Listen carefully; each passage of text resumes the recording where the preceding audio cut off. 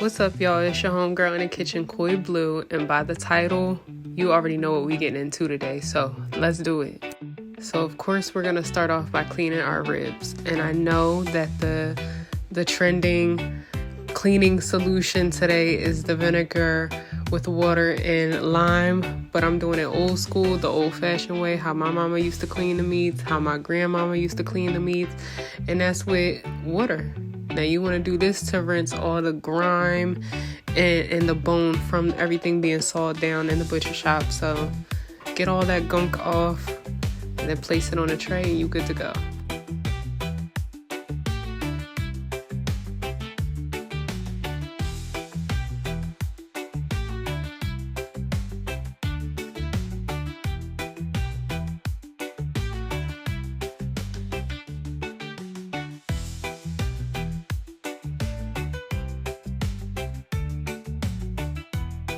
You can skip this next step only if you wore gloves during the cleaning process. If you didn't, be sure to wash your hands.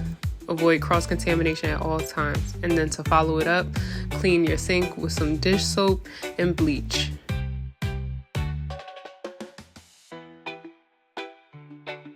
Now, I don't always catch this part on camera, but for today's video, I wanted to show you all the dry brining process. So you just want to salt the meat, let it sit for a while. I prefer to let it sit overnight, but hey, it didn't work out that way for this video. Also, do not be afraid to have a heavy hand when seasoning with the salt on this, because these are thick cuts of meat and you want to make sure the flavor penetrates all the way through.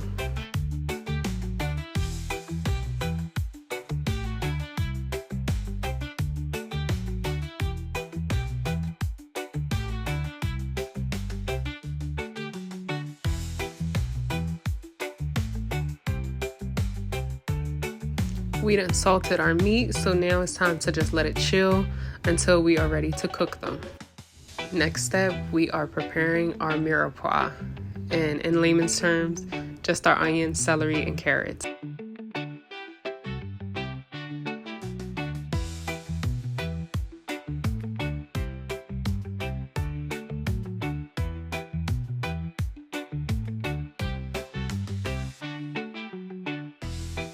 After prepping our mirepoix for the meat, now we are moving on to prepping the pepper for the pasta.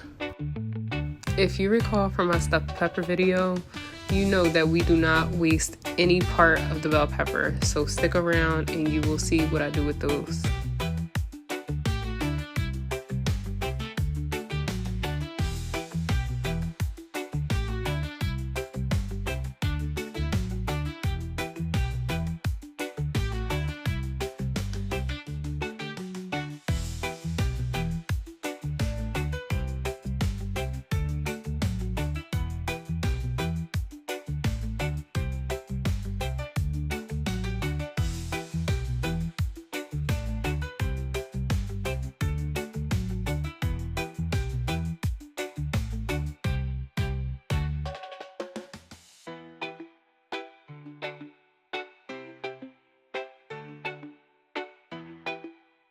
Of course, onions and garlic will be present in the Rasta pasta as well. Those two are an absolute must in every dish.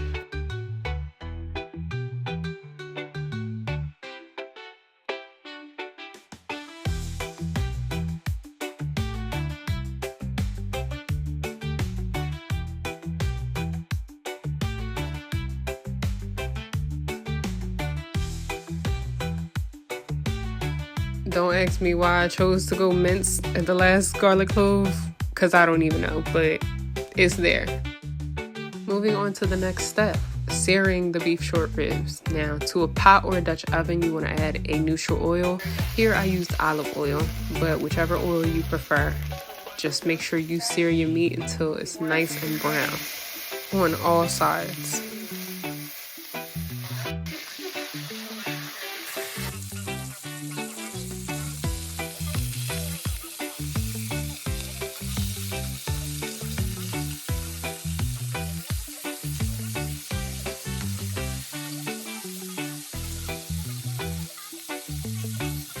The struggle is real. Now, these are some big beef bones in a pretty narrow Dutch oven, so it's a bit tough to get them all laid down the same way, but we make it work.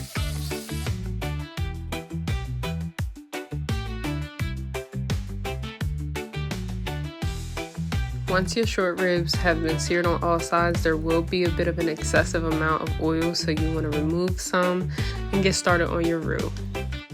And don't be scared to scrape up that fond. That is all flavor right there. So incorporate that into your flour and oil mixture and continue to scrape even after you've added your beef stock. Now you can use the store-bought or you can create your own, whichever you prefer. As you can see, I am adding the stock little by little to avoid the clumps. We want everything smooth around here.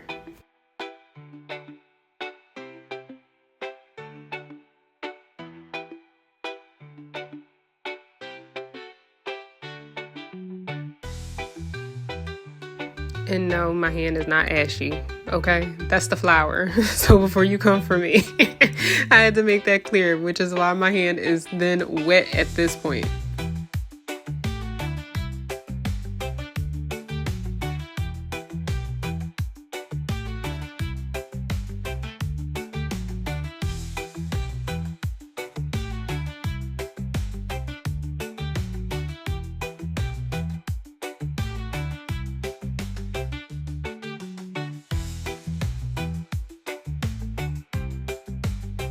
At this point, we are going to season our broth with some onion powder, garlic powder, and black pepper. I did not add any additional salt due to us dry brining the short ribs, so it'll release its flavor as it's cooking. And also the beef stock has sodium in it. I did not have any more beef stock, which is why I added the water. So if you're going to add water, I recommend adding just a sprinkle more of salt.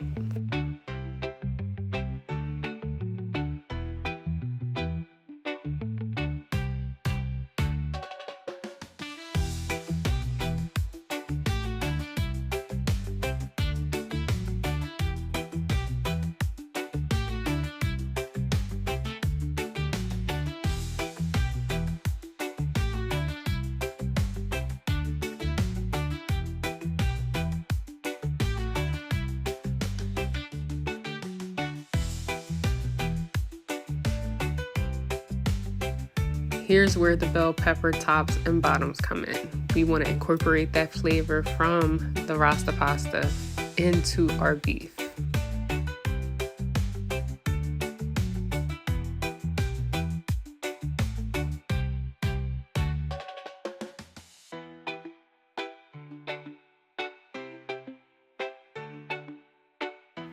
Now we're going to send her off to the oven for the next 3 hours at 350 degrees Fahrenheit, and we will see her later. Pasta prep time now. So we're going to add some salt to our water and let that come to a boil and add our pasta. Now today I'm using penne rigate, but of course you can use whatever pasta you like fettuccine, linguine, bow tie even. And let it cook for about 5 to 6 minutes or until al dente.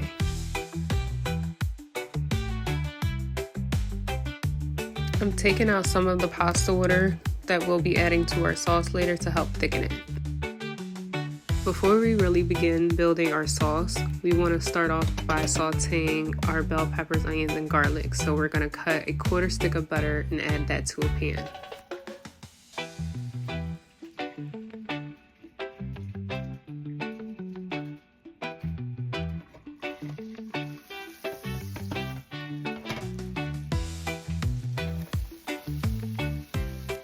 To help sweat those onions and bell peppers out, we're going to add just a bit of salt and some parsley.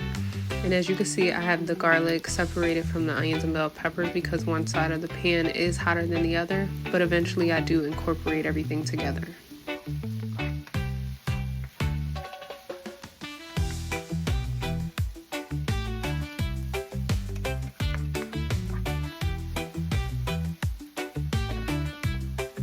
Once you've gotten your bell peppers and onions to your preferred texture, we're going to take them out of the pan. For now, we will be adding them back later, but we're going to get started on the rest of the sauce.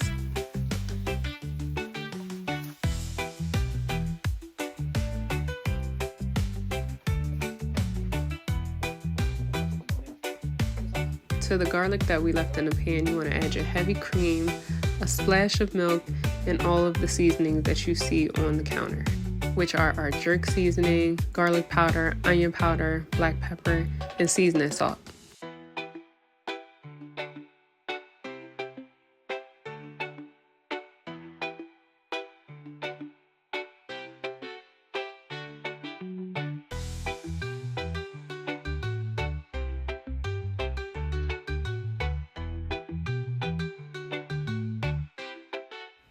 As you can see, I reached for the jerk seasoning before I reached for the seasoning salt because there is already salt inside of the seasoning, which we'll be adding a spoonful of, and we'll be including some pecorino romano cheese, which has a lot of sodium as well.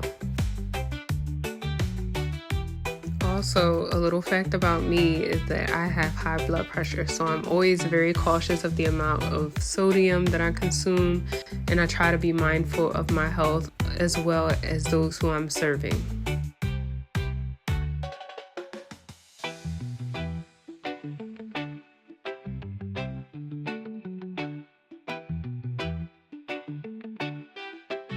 Be sure to taste as you go so that way you know everything is seasoned to your liking.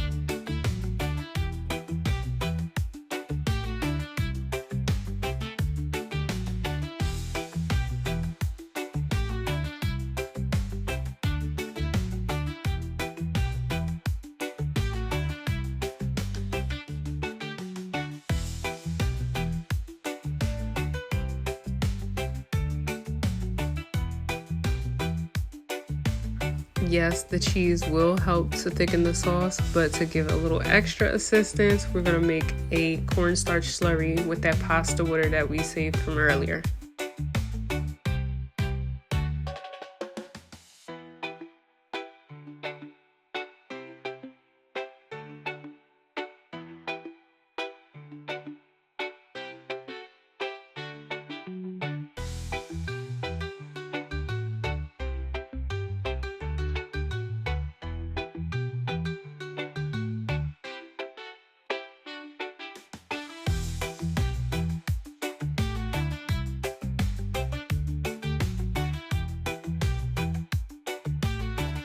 And after a few minutes and some quick stirs, you will see that our sauce has begun to thicken nicely, nice and smooth, no lumps in sight.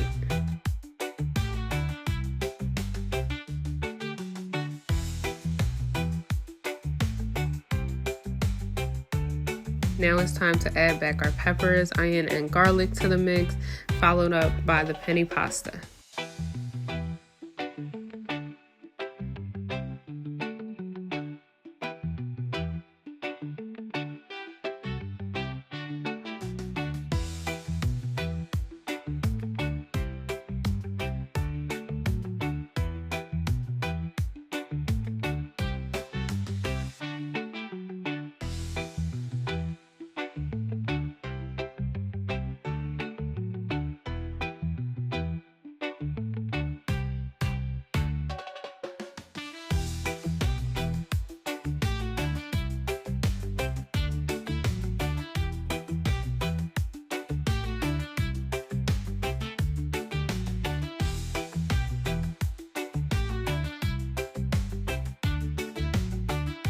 So our sauce is made, our pasta is mixed in with the peppers, garlic, and onions. Now for the fun part, the long-awaited arrival of the braised beef short ribs. Like, look at that. The bones fell completely off the majority of the beef short ribs, and we got one left standing with the bones still in there. But not for long, which you will see shortly.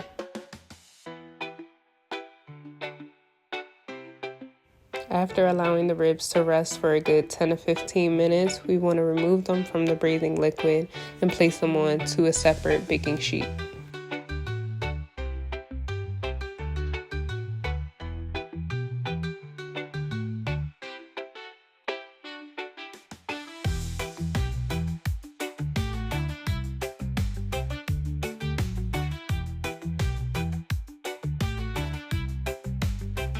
Now it's time to get hands-on and break these bad boys down. And look how easily that bone just slips out. Like, these short ribs have gotten so tender, it's ridiculous.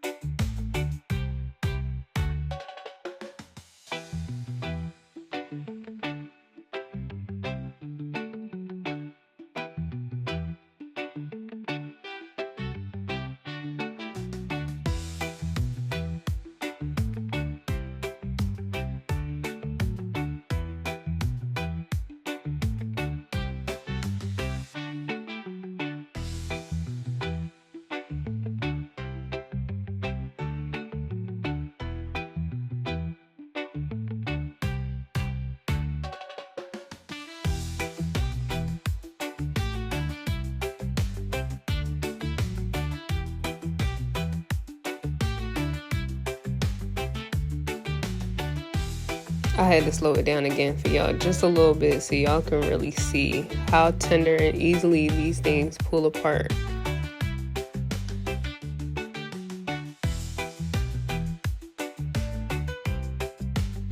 I know fat is flavor, but it's a little too much on these ribs for me, which is why I'm pulling it away. We do not want to be chewing and end up biting a little too much rubbery fat.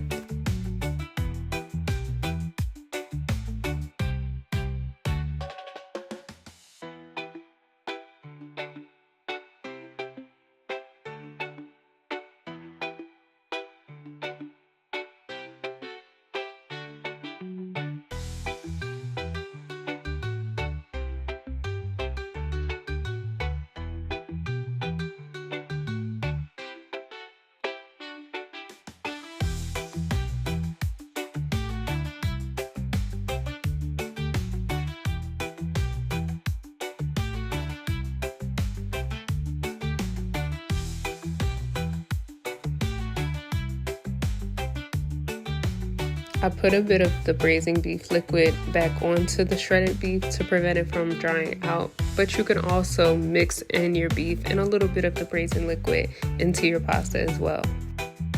As you can see, I did not do that here. I served it separately, scooping the pasta first and then topping it off with the beef.